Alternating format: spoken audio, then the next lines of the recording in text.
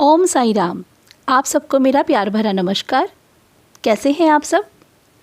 आज बात करेंगे नवरात्रि में किन बातों का ध्यान रखना चाहिए और आगे मैं आपको बताऊंगी कि नवरात्रि में 9 दिनों में रोज़ माँ को कौन सा भोग लगाएं।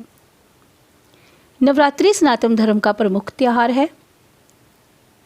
इस दौरान 9 रातों और 10 दिनों तक देवी माँ के 9 रूपों की पूजा की जाती है। नवरात्रि के दिनों में माता रानी की पूजा करते समय नियमों का विशेष पालन करना होता है, नहीं तो माँ रूठ सकती है। तो आइए आगे मैं आपको बताती हूँ कि नवरात्रि के दौरान कौन से कार्य नहीं करने चाहिए। नवरात्रि में पूजा करते समय आसन जरूर बिछाएं। कभी भी जमीन पर बैठकर पूजा नहीं करनी चाहिए। 9 दिनों तक माँ के मंदिर में या घर में रोज़ दीपक जरूर जलाएं। हो सके तो अखंड दीपक भी जला सकते हैं। देवी मैया को लाल रंग बहुत ही प्रिय है, तो इसलिए माँ का जो आसन है और वस्त्र वो लाल रंग के ही रखें। इसके अलावा हर दिन माँ के लिए अलग अलग रंग होते हैं। यदि आप चाहें तो दिनों के अनुसार भगवती माँ का श्रृंगार और वस्त्र कर सकते हैं।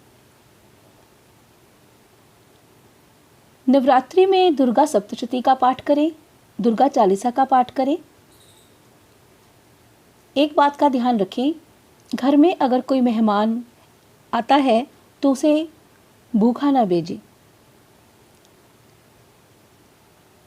इसके अलावा अगर कोई कन्या इन दिनों में आती है घर पे तो उसे कभी भी खाली हाथ ना लौटाएं।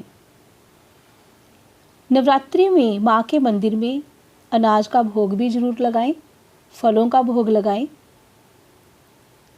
व्रत करें या ना करें, लेकिन नवरात्रि के दौरान कैंची का प्रयोग ना करें। बाल दाढ़ी मूछ कटवाने से भी परहेज करें। साथ ही ब्रह्मचर्य व्रत का भी पालन करें। अगर मासिक धर्म जैसी मुश्किल आ रही है तो पूजा अर्चना से परहेज करें। नवरात्रि में चमड़े के जूते, चप्पल, बेल्ट का इस्तेमाल ना करें।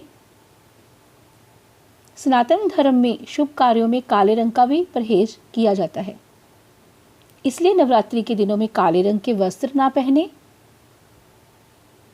किसी की निंदा चुगली ना करें, झूठ ना बोलें, लहसुन और प्याज का प्रयोग ना करें। अब मैं आपको बताऊंगी देवी मैया को इन 9 दिनों में रोज कौन सा भोग लगाएं। नवरात्रि के पहले दिन माँ के चरणों में गाय का शुद्ध घी अर्पित करें। ऐसा करने से आरोग्य का आशीर्वाद मिलता है।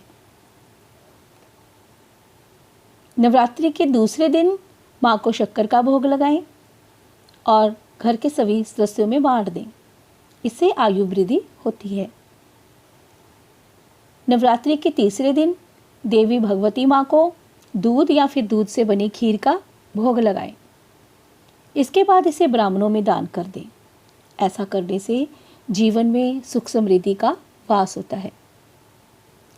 नवरात्रि के चौथे दिन देवी माँ को मालपुए का भोग लगाएं और इस प्रसाद को सब में बांट दें। ऐसा करने से व्यक्ति की बौद्धिक क्षमता का विकास होता है। नवरात्रि के 5वें दिन माँ को केले का भोग लगाएं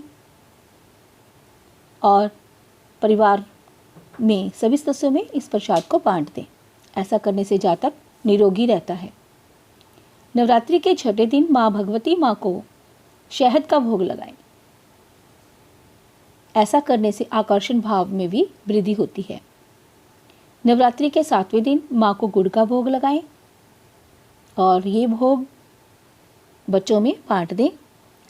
ऐसा करने से माँ प्रसन्न होती है और ऐश्वर्य वैभव की प्राप्ति होती है। नवरात्रि के 8वें दिन माँ भगवती को नारियल का भोग लगाएं और फिर इस नारियल का दान कर दें। ऐसा करने से संतान संबंधी सभी परेशानियां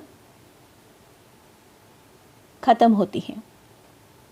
नवरात्रि के 9वें दिन देवी माँ को तिल का भोग लगाएं और फिर इस भोग को ब्राह्मण या फिर ज़रूरतमंद लोगों में बांट दें। इससे अकाल मृत्यु से राहत मिलती है। जय माता दी।